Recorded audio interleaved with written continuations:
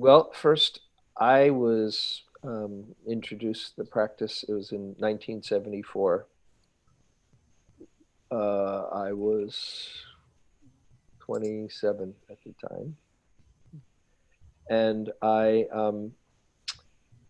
came to it. I read a book. If you're old enough, or maybe you've heard of the book, even subsequent generations. The book "Be Here Now" by Ram Dass, which changed my life. Anybody know that book?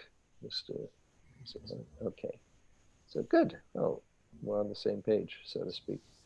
And that that book um, spoke to me, and seeing, oh my goodness, there's a possibility here. I'm not alone in my confusion, in my separation. And I went out to um, a place called Naropa Institute in those days. It's now Naropa University in Boulder, Colorado in 1974 when it was the first summer that it was there.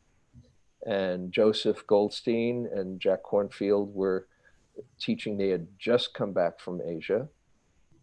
And I spoke to Ram Dass, my hero. I had carried around Be Here Now like a Bible for 3 years, and I got to speak to Ram Dass. And among other things, I asked him about meditation because doing, I had been doing TM, Transcendental Meditation, in those days.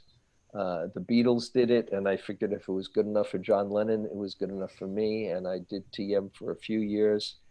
Um, but there was something more that I was looking for, and so I asked Ram Dass in that very first interview when I first got there.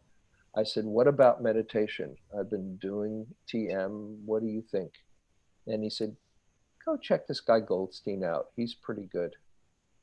And I went to Joseph's class in Essential Buddhism. And if you don't know Joseph Goldstein, I highly recommend you listen to his talks and read his books. And after about 10 minutes, the first few minutes, I was kind of judging the package. This is the great meditation teacher. He sounded like he was from Brooklyn and I was from Queens. And he didn't look so different than I did. And he didn't have long, flowing locks and look very spiritual.